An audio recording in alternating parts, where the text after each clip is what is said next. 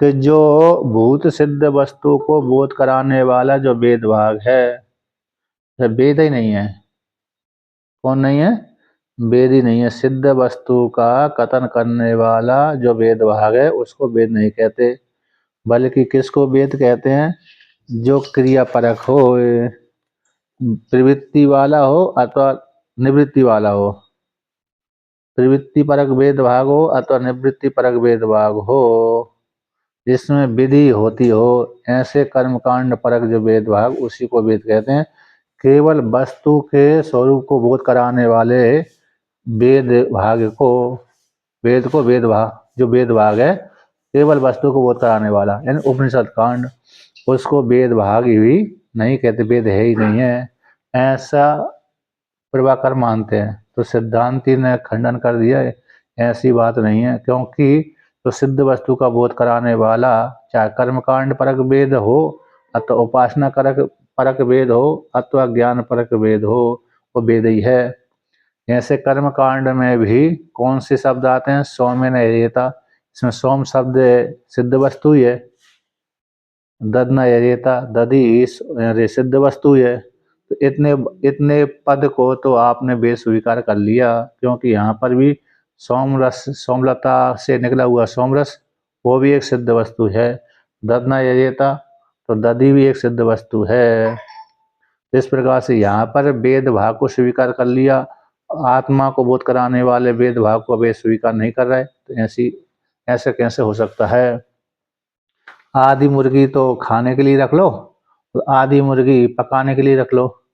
अर्ध कुक्कुट न्याय, अर्ध जरति न्याय अथवा अर्ध कुक्कुट न्याय, तो ये ऐसा नहीं चलता।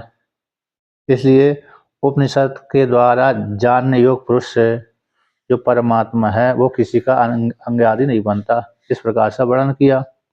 इसलिए कर्म कांड में अथवा तर्क समय में, विधि कांड में अथवा तर्क सिद्धांत में किसी के द्वारा भी कोई व्यक्ति जो संपूर्ण जगत की आत्मा है, सभी की आत्मा है, उसको खंडन नहीं कर सकते।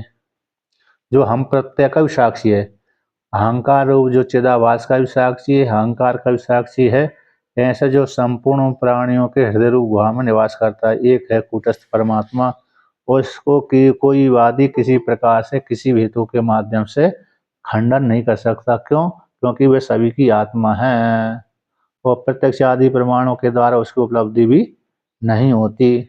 उसकी उपलब्धि तो किसके द्वारा? वेदांत एक के शास्त्र को छोड़ करके अन्य दूसरे प्रमाण के द्वारा उपलब्धि नहीं होती, नहीं जाना जाता, वेदांत के द्वारा ही जाना जाता है। इसलिए वे ना तो कर्म का अंग है, ना प्रत्यक्ष आदि प्रमाण का विषय, बल्कि ज्ञान के द्वारा अविद्या की निवृत्ति होकर के अपने आप ही आत्मा व्यक्त हो जाती है। इसी विधि का शेष ले जाने के लिए संघ समर्थ नहीं है, खंडन करने के लिए समर्थ नहीं है। इस प्रकार से वर्णन किया, और वर्णन किया था कि जितना भी विकार समुदाय है, विकार समुदाय है, आत्मा तक, आत्मा तक, आत्मा को छोड़कर आत्मा की सीमा तक ही संपूर्ण विकार समुदाय विनाश वाला है। आत्मा विकास वाली नहीं है। पुरुषांतम, पुरुष की सीमा तक, सर्वम ही विनश्यत विकार जातम, संपूर्ण जो विकार समुदाय है वो विनाश वाली है। कहाँ तक? पुरुषांतम, पुरुष पर्यंत तक, यानी पुरुष की सीमा तक, पुरुष को छोड़ करके, पुरुष को छोड़ करके बाकी सारा जितना भी विकार समुदाय दिख रहा है वो विनाश वाला है। मात्र पुरुष ही अकेला ऐसे विकार वाला, नाश वाला नहीं है। इस प्रकार से वर्णन किया। अब उसी को और कहते हैं 158 नंबर पृष्ठ पे चौथी पंक्ति, कि पुरुषो ही विनाश हेतु अभावात अविनाशी, यानी क्योंकि जैसे पुरुष पर्यंत तक संपूर्ण विकार समुदाय विकार वाला है, विकार वाला होने से विनाश वाला है ना। उसी प्रकार से सर्व शब्द कहने से पुरुष भी सर्व की कोटि में जाता है, तो वो भी विकार वाला हो जाएगा, करना वो नहीं है। पुरुष के विनाश में हेतु कोई नहीं है, एन पुरुष को नाश करने वाला कोई ऐसा श्रुति वाक्य नहीं है जिससे पुरुष को नाश किया जाए। वेद में ऐसा कोई वाक्य नहीं आता जिससे के पुरुष को नाश की सिद्धि करने वाला वाक्य हो, जिससे आत्मा को अथवा पुरुष को नाश बतलाया जा सके, ऐसा वेद में कोई श्रुति वचन नहीं आता, कोई वाक्य नहीं आता, ठीक है ना।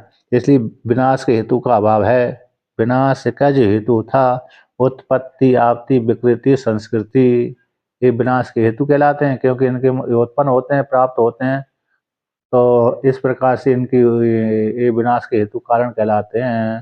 तो ये ऐसा कोई आत्मा में है ही नहीं है। उत्पत्ति नहीं होती, आपत्ति नहीं होती, विकृति नहीं होती, संस्कृति नहीं होती पुरुष में। तो विनाश के हेतु का अभाव होने से उस आत्मा पुरुष को क्या बोलते हैं? अविनाशी, अविनाशी कहते हैं। अब और भी कहते हैं, दूसरा और हेतु कहते हैं, विक्रिया हेतु अभावाच्चा कूटस्थ नित्यम। तो दूसरी विकार का हेतु नहीं है उसमें, आत्मा में। जैसे विनाश का हेतु कौन था? घट। उत्पत्ति होती है, यत कृतकत्वम तदनित्यत्वम, जो कृतक होता है उसका नाश होता है, किंतु आत्मा कृतक है ही नहीं है, इसलिए कृतक उत्पन्न होता, उत्पाद होता तो आत्मा का विनाश हो जाता, किंतु आत्मा उत्पन्न होते नहीं है। क्यों नहीं होता? क्योंकि न जायते म्रियते व कदाचिन, न जायते म्रियते व विपश्चित, श्रुति वाक्य आती है। आत्मा न उत्पन्न होती है, न नष्ट होती है, विद्वान न मरता है, न उत्पन्न होता है। तो विनाश के हेतु को घट के जैसे उत्पत्ति विनाश होती तो आत्मा का भी विनाश हो जाता, इसलिए आत्मा का घट के जैसे उत्पत्ति होती नहीं है, इसलिए विनाश होता ही नहीं है, अविनाश कह दिया। विक्रिया, जैसे विकार हो जाता है, दूध दूध का दही बन जाता है, ऐसे आत्मा का कोई ईश्वर से जीवात्मा नहीं बनता। जैसे दूध से दही बन जाता है लेकिन दूध ही बनता है, उसी प्रकार से अरे ईश्वर ही जीव बन जाए, वो दूसरे रूप में परिवर्तन हो जाए, ऐसा नहीं होता। जीव ईश्वर बन गया, फिर बाद में पर जो जीव है वो ईश्वर है, वो जीव बन गया, फिर जीव दोबारा के ईश्वर नहीं बन सकते, ऐसी बात नहीं है। आत्म उपाधि को लेकर के जीव संज्ञा मात्र होती है, प्राण रूप उपाधि को लेकर के। प्राण रूप उपाधि को त्याग कर दिया तो जीव संज्ञा भी उसकी नहीं है, इसलिए विक्रिया का अभाव है। तो विक्रिया हेतु अभावाच्चा, दूसरा हेतु दे दिया, विक्रिय आत्मा में कोई विकार नहीं होता, इस हेतु से आत्मा की उत्पत्ति नाश नहीं होते, है ना। जैसे दूध का विकार हो जाता है, दूध का विकार दही बनता है, ऐसे आत्मा का कोई विकार नहीं होता। निर्गुण निराकार परमात्मा का कोई जीवात्मा विकार नहीं है। यदि निर्गुण निराकार परमात्मा का अथवा ईश्वर का जीव विकार होता तो फिर वो उसका नाश हो सकता था, किंतु निर्गुण निराकार परमात्मा का जीव विकार है ही नहीं है, जिससे उसका नाम इसलिए नहीं है शायद कि वो इससे सूक्ष्म और संग है, ये विकार नहीं होता कोई। विकार इसलिए नहीं है कि क्योंकि उसमें एक तो अवयव नहीं है, निर्यव है, असंग है, कूटस्थ है। सूक्ष्म सूक्ष्म से नहीं है, मतलब सूक्ष्म में तो बहुत सी वस्तु विकार वाली हो जाती हैं, लेकिन ये कूटस्थ है, कूटस्थ है, निर्यव है और असंग है और व्यापक है। व्यापक, असंग, कूटस्थ, निर्यव। व्यापक हो जाने से अब उसको कहाँ टुकड़ा करेंगे, है ना, टुकड़ा नहीं कर सकते इस प्रकार से। तो परिच्छिन्न वस्तु को हम टुकड़ा कर सकते हैं, टुकड़ा करेगा क्योंकि उसी से सब है जी, सबसे वह नहीं है। मतलब है व्यापक वस्तु को टुकड़ा नहीं कर सकते हम, परिच्छिन्न वस्तु को हम टुकड़ा कर सकते हैं, इसलिए उसमें व्यापक को टुकड़ा करने के लिए दूसरी कोई जगह चाहिए ना, वहां पर रखेंगे हम, ले जाकर रख सकते हैं, लेकिन व्यापक हो जाने से टुकड़ा ले जाकर कहाँ रखें, दूसरे देश में नहीं रख सकते, इसलिए। और निर्यव है, अवयव वाला नहीं है, इसलिए टुकड़ा नहीं हो सकते। असंग है, इसलिए टुकड़ा नहीं हो सकते उसके। ये तो तीन चार है, तो व्यापक होने से, असंग होने से, कूटस्थ होने से, निर्यव होने से, ये चार हेतुओं के माध्यम से उसका विकार नहीं उत्पन्न होता, इसलिए वो विक्रिया विक्रिय विक्रिया विकार विकार के हेतु का अभाव हो जाने से ये, इसलिए अविनाशी आत्मा कूटस्थ नित्य है, कूट के समान। कूटस्थ ना, कूट कौन को बोलते हैं? कूट न्याय होती है ना स्वामी जी, घन हाँ नीचे नीचे बाकी लोहार के पास में जो टूटा पीटा जाएगा और निहाय में नहीं होता। जी लोहार के पास में जो नीचे रखती है जिसके ऊपर लोहा कूटा जाता है और कूट बोलते हैं, कूट के समान स्थित यही बात है ना, कूट के जैसा, जैसे कूट में और निहाय में कोई परिवर्तन नहीं होता है। से हथौड़े से उस पर जो गर्म लोहा को पीसते तो वो गर्म लोहा जो है उसी में परिवर्तन होता, उससे कुल्हाड़े हसिया आदि बन जाते हैं। जी जी जी जी। तो जो उसको सारे परिवर्तन आत्मा में हो रहे हैं पर आत्मा में कोई परिवर्तन नहीं होता, इसलिए तो कूट के समान, कूट के जैसा है ना, कूट के जैसा स्थित है। जैसे कूट में परिवर्तन होता है, लोहार के पास में जो नीचे लोहा रखा रहता है जिसके ऊपर लोहा कूटा जाता है, ऐसे उस लोहा में नीचे के लोहा में कोई विकार नहीं होता, बीच के लोहा में विकार उत्पन्न होता रहता है, आड़ा तिरछा हो जाता है, और घन में भी कोई विकार उत्पन्न होता है। ऊपर तो घन बोल देंगे, नीचे को कूट बोल देंगे, तो कूट के समान स्थित है इस प्रकार से। तो कूट नित्य है, तीनों कालों में रहता है, भूतकाल में भी था, वर्तमान काल में भी, भविष्य काल में रहेगा, जागृत शरीर में भी रहेगा, स्वप्न शरीर में भी रहेगा, सुषुप्ति में भी रहेगा, और तुरीय अवस्था में भी रहेगा आत्मा, इसलिए नित्य कहलाता है। अब उसी को और हेतु कहते हैं। अतः इस हेतु से उपादेय उपादेय को खंडन करते हैं, परिणामी का खंडन करने के पश्चात उपादेय आदि को भी लेते हैं। अतः इसी हेतु से ग्रहण करने के योग्य भी नहीं है। नित्य अतएव नित्य शुद्ध बुद्ध मुक्त स्वभाव, आत्मा कैसे नित्य, त्रिकाला बाधित्व सत्यत्व है ना, हमेशा नित्य रहता है, शुद्ध है, शुद्ध अविद्या होने से अशुद्ध होता है, लेकिन ये आत्मा कैसी अविद्या आदि से रहता है इसलिए शुद्ध है। बुद्ध है, अविद्या माया रहेगी, कर्ता भोक्ता रहेगा तो बंधेगा, लेकिन कर्ता भोक्ता आदि का अहंकार है ही नहीं है। अचेतन होता तो अज्ञानी कहलाता, बंधता, लेकिन चेतन है इसलिए बुद्ध कहलाता है। अचेतन होता तो जड़ कहलाता, परिच्छिन्न कहलाता, किंतु ये चेतन है इसलिए बुद्ध स्वभाव वाला है। रस्सी आदि के द्वारा बनता है, अज्ञान के कारण बन जाता है, किंतु ये इसमें अज्ञान भी नहीं है और बंधन आदि भी नहीं, कर्ता भोक्तापन भी नहीं है, इसलिए मुक्त स्वभाव वाला है, ऐसा वो आत्मा है। तस्मात उस इस प्रकार की आत्मा वाले से, निर्विकार होने से, हेतु दे दिया, निर्विकार होने से उपादेय जो ग्रहण, उपादेय ही साध्य, उपादेयम ही साध्य से न तो आत्मना नित्य सिद्धत्वात्, जो उपादेय वस्तु होती है वही साध्य होती है। साध्य वस्तु उपादेय ग्रहण करने की योग्य जो वस्तु होती है वो साध्य होती है, किंतु आत्मा किसी ग्रहण करने के योग्य ही नहीं है, इस साध्य कैसे बनेगी, इसलिए नित्य सिद्ध है।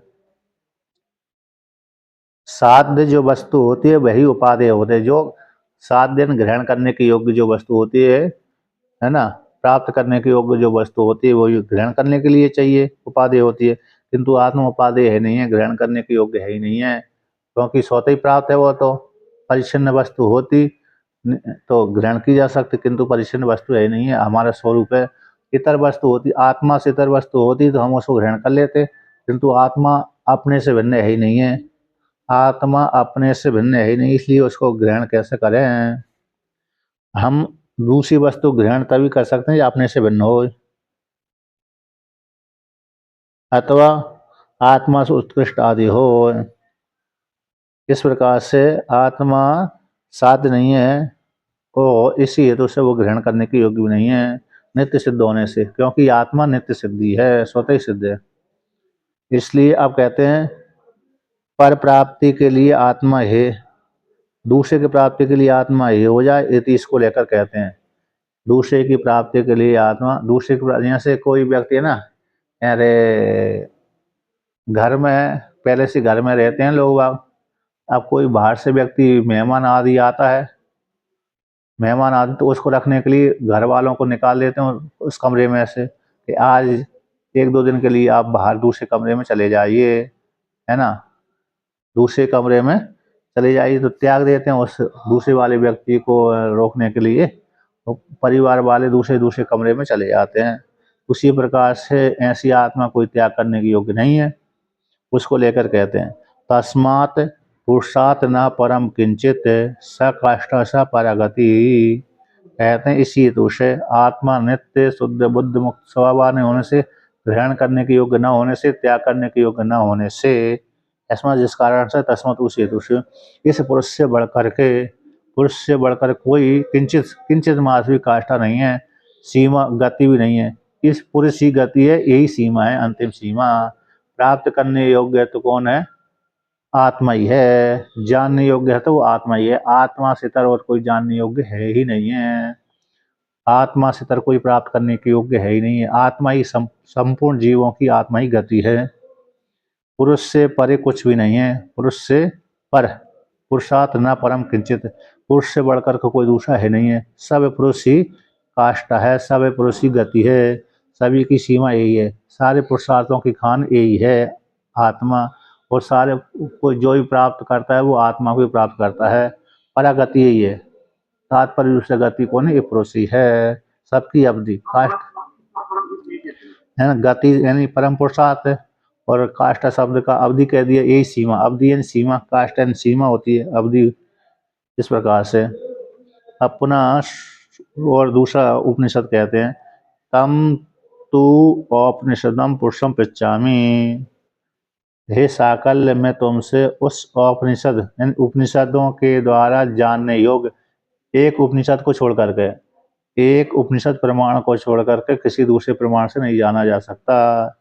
ऐसे उपनिषदों में जिसका स्वरूप का प्रतिपादन किया गया है, मात्र उपनिषदों में ही जिसके स्वरूप का प्रतिपादन किया गया है, इसलिए उपनिषदों के द्वारा ही मात्र जाना जाता है। ऐसे उपनिषद के द्वारा जानने योग्य उस पुरुष को के विषय में तुमसे पूछता हूँ। हम पृच्छामि, मैं याज्ञवल्क्य हे साकल तुमसे पूछता हूँ, इत्यादि वहाँ पर प्रसंग आता है। तो उपनिषद के द्वारा ही मात्र जानने योग्य वेद्य उस पुरुष के विषय में पूछता हूँ। इसलिए यहाँ पर उपनिषद के द्वारा जाना जाता है। तो इसलिए जो सिद्ध वस्तु का कथन उपनिषद ही कर रहा है, तो वो वैसे उपनिषद जो वेद भाग है वो व्यर्थ नहीं हो सकता, निरर्थक नहीं है।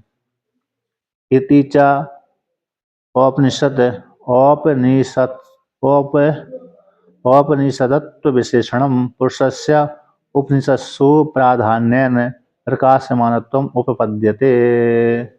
कहते हैं इति च, इस प्रकार से, औपनिषदत्व विशेषणम तो कहता है पुरुष का उपनिषद जन्यत्व विशेषणत्व है।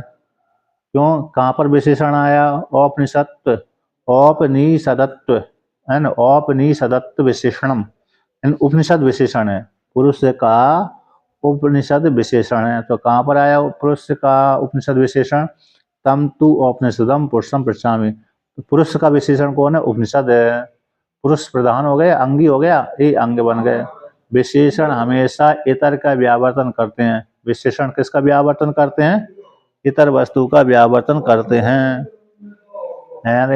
लक्ष्य को बोध कराते हैं और बाह्य विकार समुदाय को अन्य वस्तुओं को हटाते हैं। विशेषण हमेशा बाह्य वस्तु को पृथक कर देते हैं, बाह्य वस्तु को हटाते हैं, लक्ष्य को बोध कराते हैं।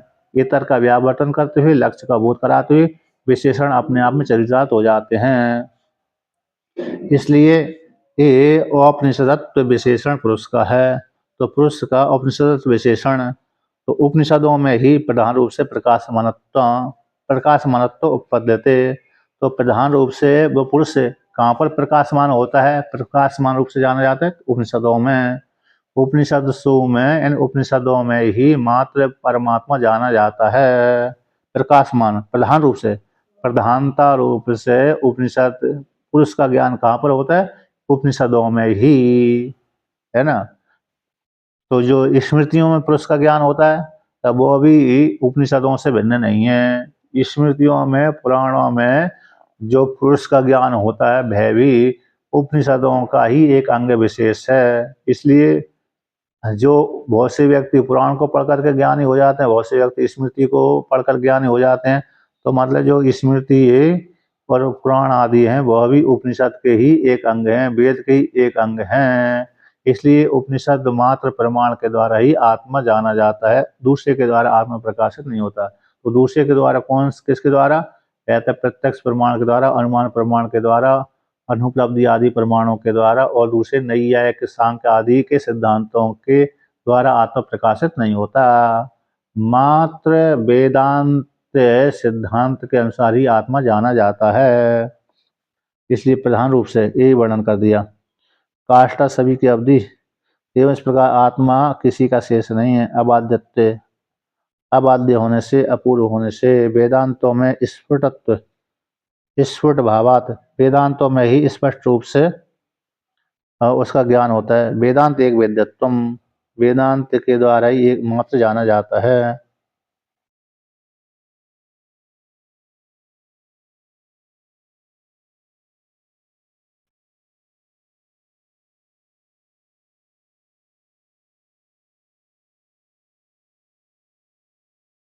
यहाँ पर आया है तम सकारण सूत्रस्य अधिष्ठानम पुष्पम पूर्णम हे साकल्य त्वाम पृच्छामि। सूत्र यानी हिरण्यगर्भ के कारण के सहित है। हिरण्यगर्भ का जो कारण है ईश्वर अंतर्यामी है। ऐसे अधिष्ठान रूप परमात्मा को मैं पूछना चाहता हूँ। सूत्र यानी हिरण्यगर्भ के जो कारण है, कारण के सहित है अधिष्ठान को। तो हिरण्यगर्भ का कारण कौन है? ईश्वर। उस ईश्वर का जो अधिष्ठान है, हिरण्यगर्भ का भी जो अधिष्ठान है, ईश्वर का जो अधिष्ठान है उपाधि को लेकर के, ऐसे अधिष्ठान रूप जो पूर्ण परमात्मा, उसके विषय में तुमसे पूछता हूँ। ऐसा वाक्य आया है। यहाँ पर विशेष अर्थ आया है हिरण्यगर्भ का अधिष्ठान और सूत्रात्मा का अधिष्ठान और अविद्या का भी अधिष्ठान, अविद्या का भी अधिष्ठान।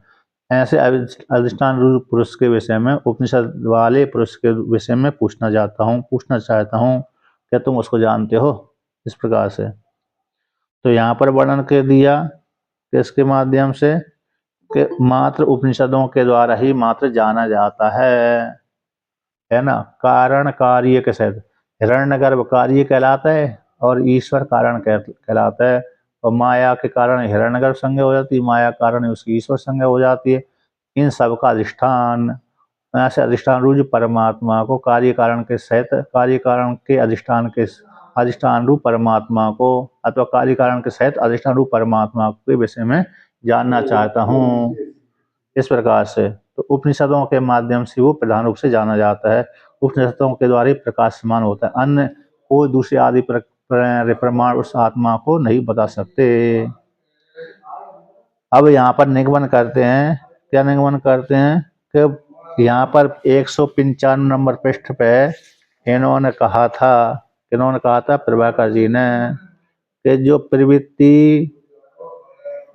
प्रवृत्ति कराने वाला जो विधि वाक्य है उनके शेष से व्यतिरिक्त विधि वाक्य और विधि वाक्य की अंग से भिन्न केवल वस्तु का बोध कराने वाला वेद भाग है ही नहीं। वेद उसको वेद नहीं कह सकते।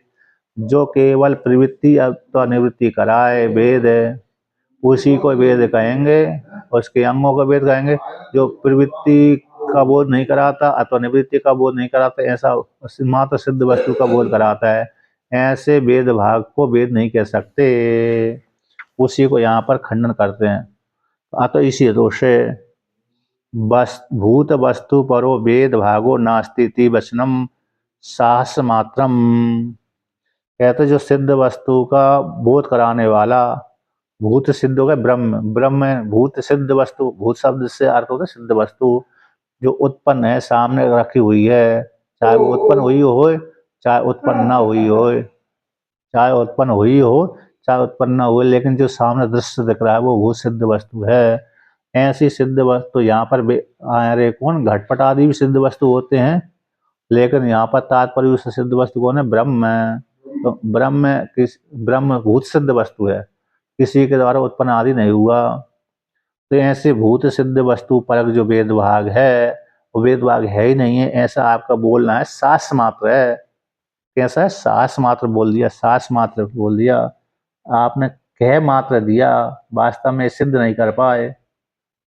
बोलने अलग बात है और सिद्ध करना अलग बात है ना। किसी ने कह दिया कि मैं एक पर्वत को लांग जाऊंगा, कैलाश पर्वत के ऊपर में चढ़ जाऊंगा, तो बोलो तो दिया उसने, लेकिन चढ़ नहीं पाता, क्योंकि चढ़ेगा तो मर ही जाएगा। बर्फ ही बर्फ रहती है, चढ़ने की हिम्मत नहीं रहती, चढ़ नहीं सकता। उसमें सहारा लेने के लिए कोई जगह नहीं, साधन ही नहीं है, हैं? ऑक्सीजन नहीं, ऑक्सीजन की कमी के विकार दिक्कत। नहीं, चढ़ने का पकड़ने का साधन नहीं है ना, ऑक्सीजन से फिर भी कोई बात नहीं, लेकिन पकड़ने का साधन होना चाहिए ना वहां पर।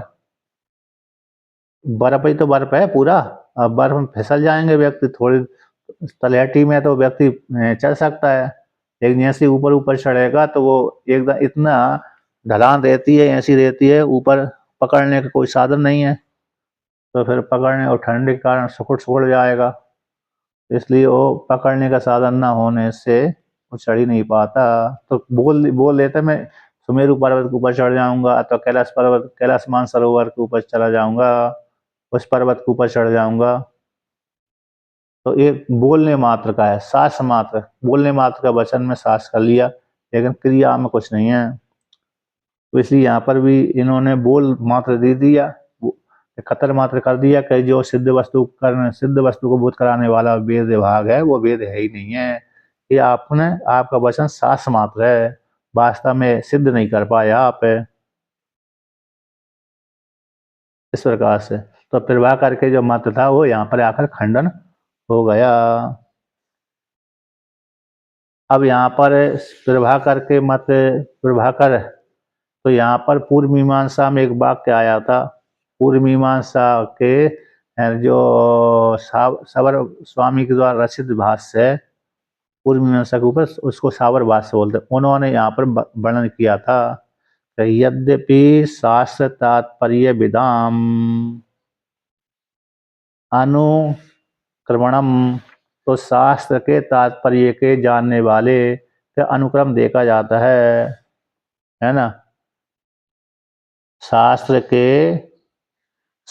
के तात्पर्य को जानने वाले का अनुक्रम देखा जाता है। वो इस प्रकार से वर्णन करते हैं, कौन करते हैं कि वेद का नैरर्थक में शंका हो जाने पर उसकी अर्थवत्ता परत्वम इदम भाष्यम। यहाँ पर वेद है ना, जैसे वेद को वहां पर निरर्थक सिद्ध किया है कुछ भाग को, कहाँ पर सवर स्वामी के द्वारा, कि जो उन्होंने वहां पर कहा था कि शास्त्र के तात्पर्य को जानने वाले व्यक्ति हैं वो जो क्रियापरक वेद भाग है उसी को वेद स्वीकार करते हैं, जो सिद्ध वस्तु को बोध कराने वाला है उसको वेद भाग स्वीकार नहीं करते। ऐसी जो शंका आई थी उस शंका को पुष्ट करने के लिए यह जो वाक्य आया था उसको लेकर कहते हैं, कौन सा, सवर स्वामी के द्वारा रचित भाष्य, क्योंकि पूर्व मीमांसा की रचना पहले हो चुकी थी और पूर्व मीमांसा की रचना पहले होकर के उसके ऊपर भाष्य भी लिखा गया था, वो सवर स्वामी ने उसको लिखा था, इसी सावर भाष्य कहलाता है वो। ऐसा शंकराचार्य भगवान के द्वारा रचित ब्रह्म सूत्र के ऊपर भाष्य शंकर भाष्य कहलाता है। उसी प्रकार से पूर्व मीमांसा के ऊपर रचित भाष्य को सावर भाष्य कहते हैं, सवर स्वामी के द्वारा रचित होने से सावर भाष्य कहलाता है। तो ऐसे सावर भाष्य में सवर स्वामी ने लिखा था, उस शास्त्र के तात्पर्य को जानते हैं, उनमें इस प्रकार से अनुक्रमण वचनम, उनके इस प्रकार से वचन है। तो क्या बोलते हैं वो वचन कहा गया है उनका, कहते हैं दृष्टो ही तस्यार्थः कर्मावबोधनम इति एवं आदि। कहते हैं तस्य वेदस्य अर्थ, वेद का वो अर्थ है कौन से, कर्म के ज्ञान के लिए। वेद का जो अर्थ है प्रयोजन है कर्म के बोध कराने के लिए, कर्म अबोधनम, कर्म के ज्ञान कराने का, कर्म का जो ज्ञान कराता है वही वेद का अर्थ है। प्रत्यक्ष देखा जाता, दृष्ट देखा जाता है, देखा गया है, जाना गया है।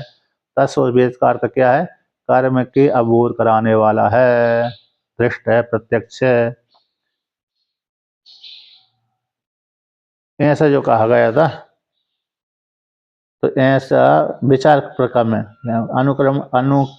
अनुक्रमण शब्द का अर्थ है धर्म के विचार में, धर्म के शास्त्र के तात्पर्य को जानने वाले सवर स्वामी के द्वारा धर्म के विचार में ऐसा कहा गया था कि जो तस वेद का अर्थ क्या है, कर्म के ज्ञान कराने वाला, वेद को कर्म का जो ज्ञान कराता उसको वेद अर्थ कहते हैं, उसको वेद भाग कहते हैं, ऐसा अर्थ किया था सामान्य रूप से।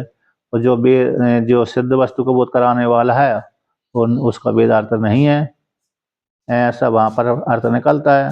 उसको यहाँ पर कहते हैं कि फलवद, जैसे क्योंकि वहाँ पर फल वाला है, हेतु कौन सा है? फल वाला है। तो फल वाला होने से जो फल वाला होता है वो वेदार्थ कहलाता है। तो जिस प्रकार से कर्मकांड फल वाला है तो वेदार्थ हो गया, उसी प्रकार से ब्रह्म फल वाला नहीं है, ऐसा नहीं कह सकते। जैसे कर्मकांड फल वाला है, यानी कर्मकांड के माध्यम से स्वर्ग आदि फल की प्राप्ति होती है, उसी प्रकार से सिद्ध वस्तु को कर्तन करने वाला ब्रह्म उपनिषद है, वह भी फल वाला है। अविद्या को निवृत्ति कर देता है, ब्रह्म रूप फल की प्राप्ति करा देता है।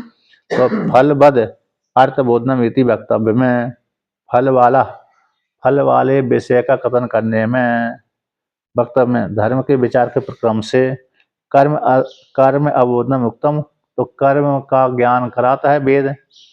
इतने मात्र से ही उस उपनिषद को खंडन नहीं कर सकते। न एतावता वेदांत नाम ब्रह्म परत्व निराश है, इतने मात्र से ही वेदांत परक वाक्यों का वेदांत वाले वाक्यों का ब्रह्म परत्व का निराश नहीं कर सकते। वहां पर इतना वर्णन किया है कि जो फल वाले हैं, फल वाले अर्थ का बोध कराता वेद भाग उसको कहते हैं कि फल वाले अर्थों को बोध कराता है। इसी कर्म के अबोध करने के लिए है ये वेद भाग। इतने कहने मात्र से ही जो सिद्ध वस्तु का बोध कराता है उसको वेद भाग नहीं कहते, ऐसा अर्थ निकलता है। तो ऐसा इतने मात्र से मात्र कर्म के अबोध करने के लिए, क्योंकि कर्म का अबोध करने से क्या हो जाएगा? कर्म कांड करेगा तो स्वर्ग आदि फल की प्राप्ति होगी, इसलिए कर्म कांड के अर्थ का बोध कराने वाला है। कर्म अबोध मीन कर्म कांड के अर्थ का बोध कराने वालों से उसको वेद भाग कहते हैं, वेद का अर्थ कहते हैं। इतने कहने मात्र से उपनिषदों का खंडन नहीं हो सकता। उपनिषद जो वेदांत वाक्य हैं वो इतने बोलने मात्र से कर्म के अबोध कराने के लिए वेद का अर्थ है। इतने कहने मात्र से वेदांत वाक्य जो सिद्ध वस्तु कथन करते हैं, उन कथन करने वाले वेदांत वाक्यों का ब्रह्म परत्व जो वेद भाग है उसको खंडन नहीं कर सकते। इस प्रकार से वर्णन किया।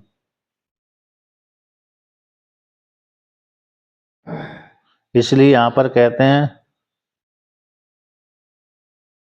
जैसे आता इस हेतु से अनुपलब्धि अर्थ में, जैसे प्रत्यक्ष आदि प्रमाण के द्वारा वस्तु ज्ञान नहीं होता, तो जैसे अनुपलब्धि अर्थ में जैसे शास्त्र प्रमाणित होता है, अतएव अनुपलब्ध अर्थ में तत्प्रमाणमिति ये सूत्र ने दिया गया है कि जो प्रत्यक्ष आदि प्रमाण के द्वारा उपलब्ध नहीं होते, ऐसे अनुपलब्धि वाले अर्थ में वह वेद कैसा प्रमाणित होता है। इति सूत्रकार ने धर्म का फलवद, धर्म जैसे धर्म का फल वाला है, अतः तो धर्म जिज्ञासा सूत्र के द्वारा, तो धर्म जिज्ञासा किसके लिए करना चाहिए? धर्म की कर्म कांड, तो धर्म की जिज्ञासा करनी, जिससे धर्म करेगा यानी कर्म करेगा तो इससे फल की प्राप्ति होगी। तो कर्म कैसा? फल वाला है। धर्म की जिज्ञासा कैसी? फल वाली है। तो जैसे धर्म शास्त्र अज्ञात का ज्ञापक होकर के क्या कराता है? वेदार्थता उसमें दिखलाता है। अज्ञात वस्तु का फलवत यानी प्रयोजन वाला वस्तु के अबोधन ज्ञान, ऐसे धर्म विचार रूप प्रस्तुत विषय को लेकर के कर्म का ज्ञान हो जाता है। इस प्रकार से तो यहाँ पर तो जैसे यहाँ पर सूत्रकार जैमिनी ने जिस प्रकार से धर्म का जो फल बदे यानी धर्म के ज्ञान से फल की प्राप्ति होती है, कर्म धर्म के द्वारा यानी वेद वेद जो धर्म है, वेद निषिद्ध अधर्म है, तो वेद ने कह दिया कि इस प्रकार के कर्म करो। हर संध्या उपासिता नित्यम अग्निहोत्रम जुह्यात 10 पूर्णमास याग इत्यादि, इनके माध्यम से आपको स्वर्ग आदि फल की प्राप्ति होगी। तो स्वर्ग प्रत्यक्ष आदि प्रमाणों के द्वारा नहीं जाना गया, तो अग्निहोत्रादि कर्म स्वर्ग फल को देने वाले हैं। अग्निहोत्रादि कर्म स्वर्ग फल के देने वाले। इस प्रकार से जैमिनी आचार्य ने सूत्र के माध्यम से कहा गया। इसी स्वर्ग आदि फल के विषय में वेद कैसे प्रमाणित है, तो उसकी वेद की प्रमाणिकता सिद्ध होती है। उसी प्रकार से ब्रह्म को बोध कराने वाला भाग भी वो प्रत्यक्ष आदि प्रमाणों के द्वारा ब्रह्म नहीं जाना जाता है, पुरुष नहीं जाना जाता, इसलिए वो भी अज्ञात ज्ञापक होने से वह भी वेदार्थ था, वेद का अर्थ है, यानी वो निरर्थक नहीं है। वेदांत वाक्य भी निरर्थक नहीं है। क्यों नहीं है? क्योंकि वह वेदांत वाक्यों के द्वारा ब्रह्म का ज्ञान होता है, पुरुष का यथार्थ ज्ञान होता है। इसलिए अज्ञात का ज्ञापक वह वेदांत वाक्य भी है, इसलिए वह भी सार्थक है, निरर्थक नहीं है। जैसे कर्म कांड स्वर्ग आदि फल को देने वाले होते हैं, स्वर्ग आदि का ज्ञान करा करके कर्म कांड के माध्यम से स्वर्ग आदि फल की प्राप्ति होती है। ऐसा बोध कराने वाला जो कर्म कांड परक जो वेद भाग है वो अर्थ वाला होता है। उसी प्रकार से ब्रह्म रूप जो वस्तु है वो जो प्रत्यक्ष आदि प्रमाणों के द्वारा नहीं जाना जाता है, उसको उपनिषद बोध कराते हैं। इसलिए उपनिषद अज्ञात का ज्ञापक होने से वह भी वेदार्थ है। वेद वेद के द्वारा सिद्ध वस्तु का कथन किया जाता है। जैसे स्वर्ग आदि वस्तु का कथन किया करता है वेद, उसी प्रकार से ब्रह्म वस्तु का कथन करता है। इसी दोनों में ही अर्थवत्ता देखी जाती है। इसी हेतु से कर्मकांड परक वेद भाग है, उसी प्रकार से वेदांत परक भी, आत्म परक भी वेद भाग है। उसी को ओरा कहते हैं। तद धर्म जिज्ञासा विषयत्वात् विधि प्रतिषेध शास्त्र अभिप्राय द्रष्टव्यम। जहाँ पर केवल इतना ही वाक्य बोला है कि जो कर्म, वेद का अर्थ कितना है कि कर्म का ज्ञान परक है, कर्म के बोध कराने वाला उसी को ही वेद भाग कहते हैं। कर्म, वेद का अर्थ क्या है? प्रत्यक्ष रूप से वेद का अर्थ क्या है कि कर्म का ज्ञान कराना, है ना, फल वाला होने से। तो यहाँ पर जो इतना जो भाष्य लिखा है सवर स्वामी के द्वारा, वो कहते हैं वो किस प्रकरण में आया है? कहते तद वह धर्म जिज्ञासा विषयत्वात्, वह कर्म के प्रकरण में धर्म की जिज्ञासा के विषय वाले भाग प्रकरण में आया है। दृष्टो ही तस्यार्थ कर्म अवबोधनम इत्यादि जो वाक्य है सवर स्वामी के द्वारा रचित भाष्य में, तो धर्म की जिज्ञासा के विषय वाला होने से तो विधि प्रतिषेध शास्त्र अभिप्राय, यहाँ पर विधि परक शास्त्र और निषेध परक शास्त्र के अभिप्राय से उस वाक्य को जान लेना चाहिए। क्यों? यहाँ पर सवर स्वामी के द्वारा रचित भाष्य को खंडन नहीं किया भगवान भास्कर ने, लेकिन उन्होंने कहा ये विधि परक भाग, विधि परक वेद भाग और निषेध परक वेद भाग के अभिप्राय से ही वो वाक्य बोला है सवर स्वामी ने। विधि हो गया हर संध्या उपासिता नित्यम अग्निहोत्रम जुयात इत्यादि विधि परक हो गया। 10 पूर्णमास यजेता स्वर्काम यजेता इत्यादि विधि परक वाक्य हो गया। निश्चित परक कौन हो गया? ब्राह्मणों न हंतव्यम सुराम न पिबेता कलंजय न भक्षेत, निश्चित परक वाक्य हो गए। तो विधि परक वाक्य निषेध परक शास्त्र के अभिप्राय से ही ये वाक्य जान लेना चाहिए। कौन सा वाक्य? दृष्टो ही तस्यार्थ कर्म अवोधनम, है ना, इतना वाक्य, ना कि उपनिषदों को खंडन करने के लिए। उपनिषदों के खंडन करने के लिए ये वाक्य नहीं है। उपनिषद परक वेदांत भाग को खंडन करने के लिए ये वाक्य नहीं है, क्योंकि वहां पर धर्म जिज्ञासा में बोला है और अतः तो ब्रह्म जिज्ञासा में नहीं, प्रकरण में ये नहीं आया। अतः तो ब्रह्म जिज्ञासा में तो ब्रह्म रूप वस्तु का ही सिद्ध किया गया है। अपिचा और भी कहते हैं, अपिचा और भी कहते हैं।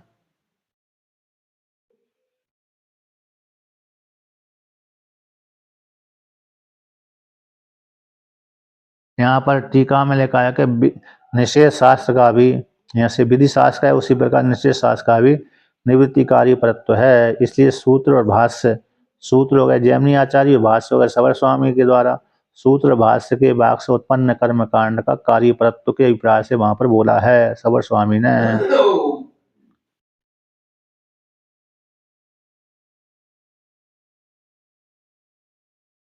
अब और आगे कहते हैं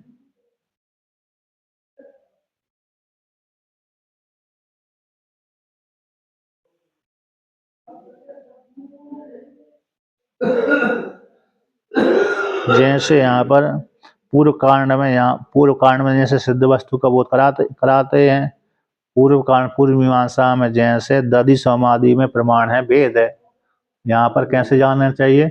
जैसे पूर्व मीमांसा में दधि शब्द सिद्ध वस्तु है, सोम शब्द सिद्ध वस्तु है। तो जैसे दधि और सोम शब्द जो पूर्व मीमांसा में कर्मकांड परक में सिद्ध वस्तु का बोध कराता है वेद भाग, तो जैसा वेद भाग सोम और दधि आदि को सामग्री आदि सिद्ध वस्तु को कथन करने में कैसे प्रमाण है, उसी प्रकार से ब्रह्म सिद्ध वस्तु का बोध कराने वाला उपनिषद वो प्रमाण नहीं होगा, ऐसा कैसे हो सकता है। इसी प्रकार से वह भी उपनिषद भी प्रमाण है, क्योंकि सिद्ध वस्तु का बोध करा रहा है। जैसे दधि सोम, सोम आदि का बोध, सोम रस है ना, दधि है, दधि के द्वारा यजन करे, ये सिद्ध वस्तु है। सोम ने यजता, यहाँ पर सोम रस है, सोम रस के द्वारा यजन करता, तो यहाँ पर इसमें सिद्ध वस्तु है। इस सिद्ध वस्तु को जैसे कर्मकांड परक जो वेद वेद है वो बोध कराता है, उसी प्रकार से ज्ञान परक जो वेद भाग है वो ब्रह्म का बोध कराता है। वो दोनों में समानता होने से एक प्रमाणित होगा, एक प्रमाणित नहीं होगा, ऐसा कैसे कर सकते हैं। इसको वेद मानेंगे, इसको वेद नहीं मानेंगे, ऐसा कैसे हो सकता है। आधी मुर्गी भोजन, आधी मुर्गी खाने के लिए रख लो, आधी मुर्गी अंडे देने के लिए रख लो, ऐसा नहीं हो सकता, है ना। आधी मुर्गी कैसे हो गई, अंडा देने के लिए हो गई, और आधी मुर्गी खाने के लिए हो गई, तो ऐसा कैसे हो सकता है। या तो मुर्गी को, पूरी पूरी मुर्गी को अंडा देने के लिए रखो, अथवा पूरी पूरी मुर्गी को खाने के लिए रखो। आधी मार कर, आधी काट करके आधी खा लिया, आधी छोड़ दिया, ये संभव ही नहीं है इस प्रकार से। इसलिए तो जो दृष्टो ही तस्यार्थ, ये कर्म अवोधन ये वाक्य धर्म की जिज्ञासा के प्रकरण में आया, इसी ओस फर्क है, ना कि आत्मा को ब्रह्म रूप वस्तुओं को खंडन करने के लिए। अब सूत्रकार भी कहते हैं, अपिच और भी, आमनायस्या 201 नंबर पृष्ठ पे, आमनायस्या क्रिया अर्थत्वाद अनर्थक्यम अतद अर्थानाम इति एतद एकांतेन अभ्युपगच्छताम भूत उपदेश अनर्थक्य प्रसंगा। तो यहाँ पर जो कहते हैं आमनायसन वेद भागस्य, आमनायन वेद का, वेद कैसे क्रिया क्रिया तत्वात, वेद हमें वेद कैसा क्रियापरक होता है। तो जो वेद भाग आमनायसन वेदस्य, आमनायस्य शब्द का अर्थ हो गया वेदस्य, वेद कैसा क्रिया अर्थत्वात क्रियापरक होता है, विधि परक हो चाहे निश्चित परक हो। तो जो विधि परक होता है अथवा निश्चित परक होता है वो वेद भाग कहलाता है, और जो विधि परक नहीं है, निश्चित परक नहीं है, वो वेद भाग नहीं कहलाता, अनर्थक्यम अनर्थ वाला, व्यर्थ हो जाता है। तो कैसे अर्थवाद वाक्य है कोई सार्थक नहीं होते, बल्कि किसी दूसरे की इसके साथ जोड़ करके अर्थ वाले होते हैं। अतद अर्थानाम, तद अर्थ वाले नहीं है, अर्थात जो तद अर्थ सिद्ध वस्तु को बोध, मतलब यहाँ पर विधि परक वाक्य बोध नहीं कराते अथवा निश्चित परक बोध नहीं कराते। तो ऐसे बोध न कराने वाले जो वेद भाग हैं वो व्यर्थ हैं, बिना अर्थ वाले होने से निरर्थक हो गए। ऐसा सूत्रकार ने जो कहा था, एकांत रूप से इति एतद एकांत अभ्युगच्छताम, एकांत रूप से ऐसा स्वीकार करने वाले, संपूर्ण रूप से नहीं, आत्यंत रूप से, एकांत एक देश रूप से, यहाँ पर एक देश से स्वीकार किया सूत्रकार ने और सवर स्वामी ने भी एक देश से स्वीकार किया। तो ऐसा भूत उपदेश वाला जो वेद भाग है अनर्थक प्रसंग, इस सूत्र के माध्यम से, इस सूत्र के माध्यम से आमनायस्या क्रिया तत्वाद अनर्थक्यम तद अतद अर्थानाम और दृष्टो ही तस्यार्थ कर्म अवोधनम इत्यादि जो वाक्य है एकांत रूप से इसके विधि परक को बोध कराते हैं अथवा निषेध परक को बोध कराते हैं, लेकिन सिद्ध वस्तु के उपदेश कारक वेद भाग में अनर्थक की प्रसक्ति कराते हैं। ये सूत्र क्या कराते हैं, अनर्थक की प्राप्ति कराते हैं। तो यहाँ पर अनर्थक की प्राप्ति कराते हैं, तो ये कैसे, धर्म की जिज्ञासा के लिए है, कर्म आत्मा की ब्रह्म की जिज्ञासा के लिए नहीं है। एक देश भाग रूप वाले ही हैं ये सूत्र।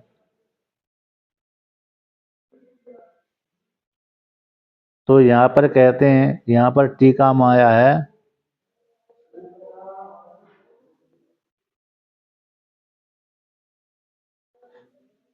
यहाँ पर ये वेदांत है, सिद्ध वस्तु को बोध कराने वाले हैं, फल वाले हैं, भूत शब्द वाले होने से।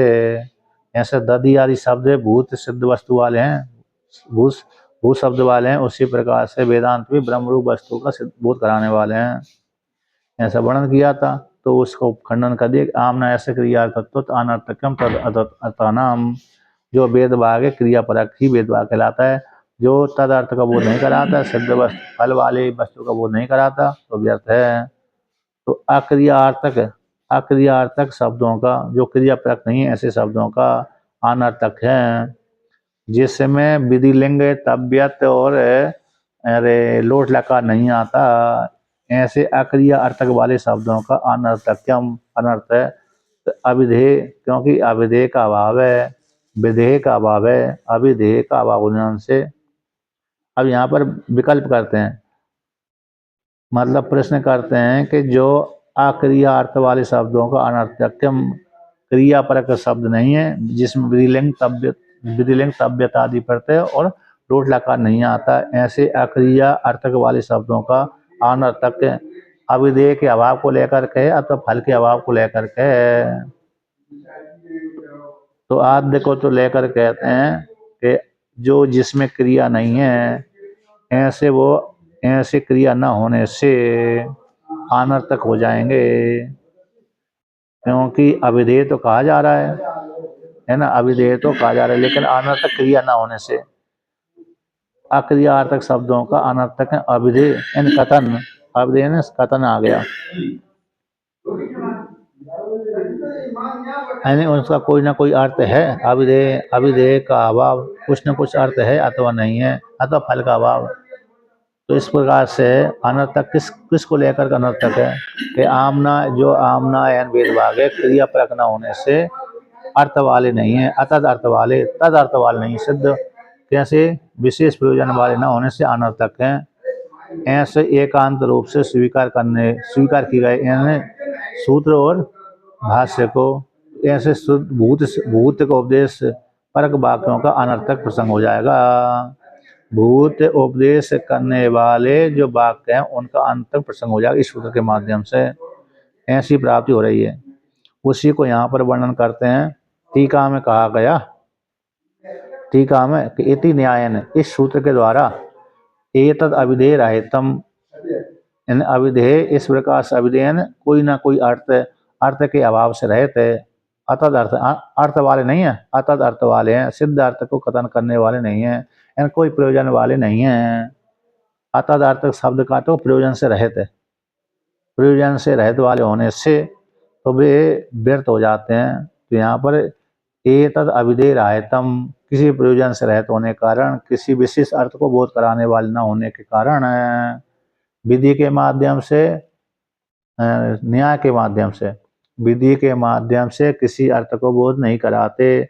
इस प्रकार के अविधेय के रहित होकर के नियम रूप से अंगीकार करने वाले तो सोमेन एता ददना एता इत्यादि वाक्यों में भी, यहाँ पर कहते हैं जिसमें विशेष रूप से अविधेय यानी विधि आदि से रहित अर्थ का बोध न होने से नियम रूप से स्वीकार करने पर, तो सोमेन एता ददना एता ये वाक्य आते हैं। टीका में 200 नंबर 1 पृष्ठ पर चौथी पंक्ति कि सोम के द्वारा यजन करता है, दधि के द्वारा यजन करता है इत्यादि वाक्यों में, तो सोम शब्द तो सिद्ध वस्तु है और दधि शब्द भी सिद्ध वस्तु है। तो दधि सोम आदि शब्दों का अनर्थ शून्यत्व स्यात् हो जाएगा। यदि अनर्थ शब्दों का अर्थ शून्यत्व स्यात् प्राप्त हो जाएगा। यदि आप ऐसा कहते हैं कोई ना कोई, जैसे यदि कोई ना कोई अर्थ नहीं मानेंगे तो जिस प्रकार से वेदांत परक वाक्यों को में भी कोई ना कोई अर्थ है, कोई ना कोई प्रयोजन वाले हैं, है ना, तो उसी प्रकार से यदि जो सिद्ध वस्तु को बोध नहीं कराते हैं, मतलब जो कोई प्रयोजन वाले नहीं है, तो जैसे प्रयोजन वाले न होने से, लोकांतर फल की प्राप्ति न होने से, जैसे उपनिषदों को वेद भाग नहीं मानते, क्रियार्थक न होने के कारण व्यर्थ हो रहे हैं, अविधेय न होने से, विशेष प्रयोजन वाले न होने से, उसी प्रकार से ददना एता स्वामिन एता इत्यादि भी सिद्ध वस्तु का कथन कर रहे हैं, तो इसमें भी अर्थ शून्यत्व की प्राप्ति हो जाएगी। दधि समाधि के माध्यम से तो यजन किया जाता है, क्या किया जाता है, यजन किया जाता है, तो वो भी उसमें अर्थ शून्यत्व की प्राप्ति हो जाएगी, ऐसा सिद्धांति कहता है। इसलिए जैसे यहाँ पर सोमेन एजेता में सोम शब्द को स्वीकार किया है, उसी प्रकार से उपनिषदों में ब्रह्म भी सिद्ध वस्तु है, उसको भी स्वीकार कर लेना चाहिए। अब उसी को और विवरण करते हैं कि क्या करते हैं कि केन उक्त, किस कारण से उक्त जो उपनिषदों में कहा गया सिद्ध वस्तु उसको अविधेय राहित्यम है। किस पूर्व सिद्धांति पूर्व पक्षी पूछता है भाई किस हेतु से सिद्ध वस्तु को कथन तो किया है, उसमें अविधेय नाम नहीं है, कोई प्रयोजन नहीं है, कैसे कह सकते हो? ऐसी आशंका को लेकर कहते हैं। कहते प्रवृत्ति निवृत्ति विधि तत्शेष व्यतिरेकेण भूतम चेद वस्तु उपदिशति। तो भाव्यत्वेन कूटस्थ नित्यम भूतम न उपदिशति इति को हेतु। कहते हैं प्रवृत्ति स्वर काम एता हर संध्या उपासिता निवृत्ति ब्राह्मणों न हंतव्यम सुराम न प्रवेद इत्यादि विधि हो गए, उनकी से तत् विधि का शेष से व्यतिरिक्त है। उनका यहाँ से यह विधि हो गए, विधि का शेष कौन होगा? स्वयं एता दर्दना एता, ये विधि के शेष हो जाते हैं। 10 पूर्णमास याग ये प्रवृत्ति वाला याग, प्रकृति याग। ब्राह्मणों न हंतव्यम ये हो गया निषेध परक वाक्य। अब इनके जो अंग कौन से हो गए? स्वामिन एता ददना एता, तो दधि के द्वारा यजन करें, स्वाम के द्वारा यजन करें और अनुयाज प्रयाज इत्यादि आगे अंगभूत हो जाते हैं। इन विधि और विधि के शेष से व्यतिरिक्त जो भूत सिद्ध वस्तु को उपदेश करता है, चेत यदि भूत वस्तु उपदिशति, तो भूत वस्तु कौन हो गया? तो भूत वस्तु हो गया जैसे घट है, सोम है ना, घट है, सोम है, ब्रह्म है, ये भूत वस्तु का सिद्ध यदि उपनिषद वे क्या करते हैं, वेद उपनिषद करते हैं। तो जैसे भूत यदि भूत वस्तु को उपदिशति भाव्यर्थ रूप से, तो भाव्यर्थ रूप से साध्य रूप से, भाव्य तत्व का तो साध्य रूप से, जैसे सौम्य एरियता यहाँ पर सिद्ध वस्तु तो सौम्य है लेकिन साध्य रूप से उसको उपदेश करता है। इसको तो आप वेद भाग स्वीकार कर रहे हैं।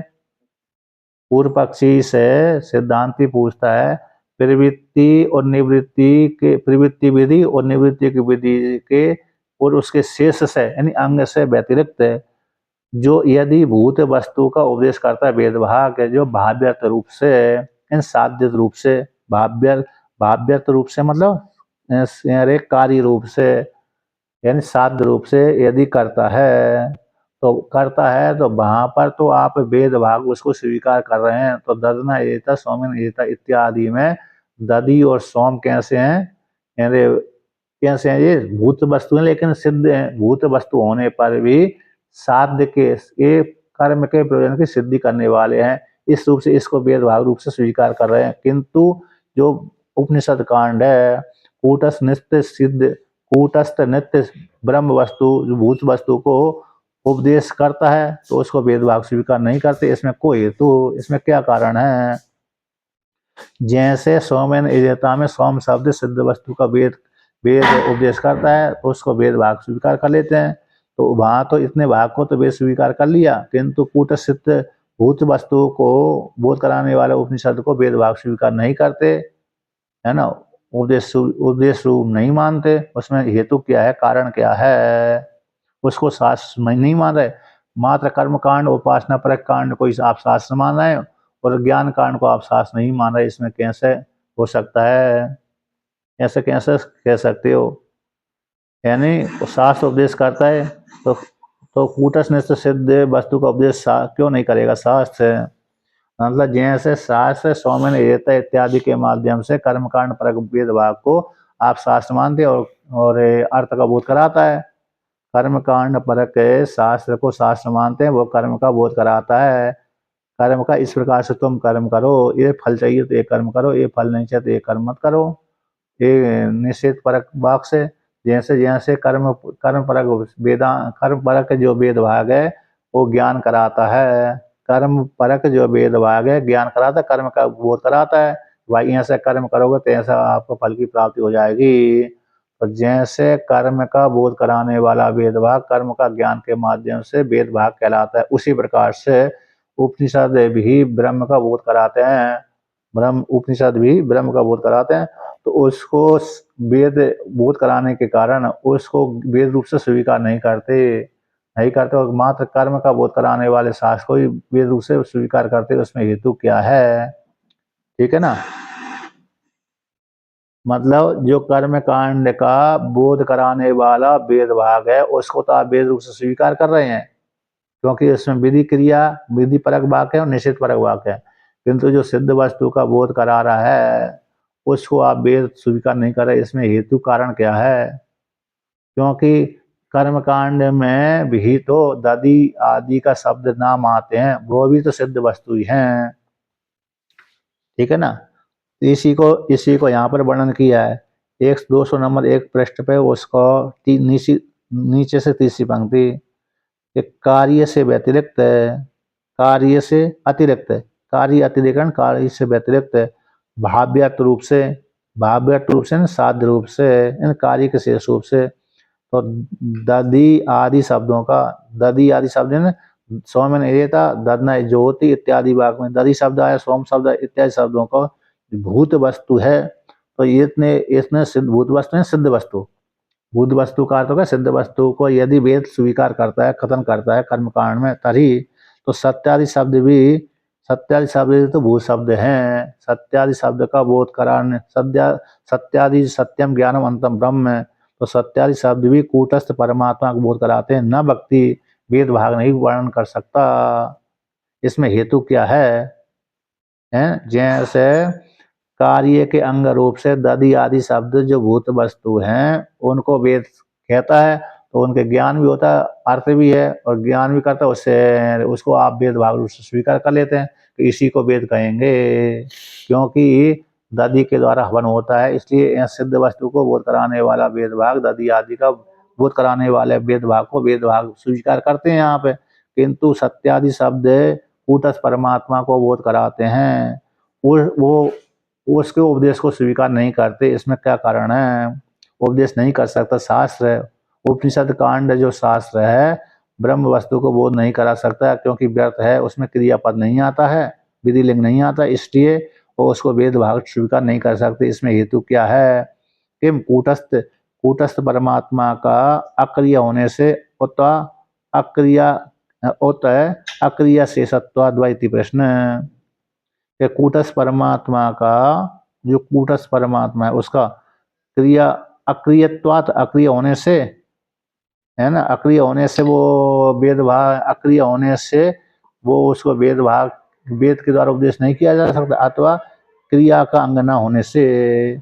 कूटस्थ परमात्मा अक्रिय होने से और वेद के द्वारा उपदेश नहीं किया जा सकता, वेद का अर्थ नहीं हो सकता, वेद उसका उपदेश नहीं कर सकता, इस रूप से स्वीकार नहीं कर रहे, ये हेतु है। अथवा अक्रिया, अक्रिया होने के कारण अक्रिय शेषत्व, किसी क्रिया का अंग न होने से, अक्रिय शेषत्वात, अक्रिय, अक्रिय ने क्रिया से रहते, तो अक्रिय शेषत्व, किसी क्रिया के अंग न होने से, क्रिया के शेष का, क्रिया का शेष न होने से, क्रिया न होने से या तो क्रिया का शेष न होने से, एक प्रकृति आग होगा, एक विकृति आग, तो ये अक्रिय होने से तो प्रकृति आग होगा, वो तो अक्रिय शेषत्व का विकृति आग है।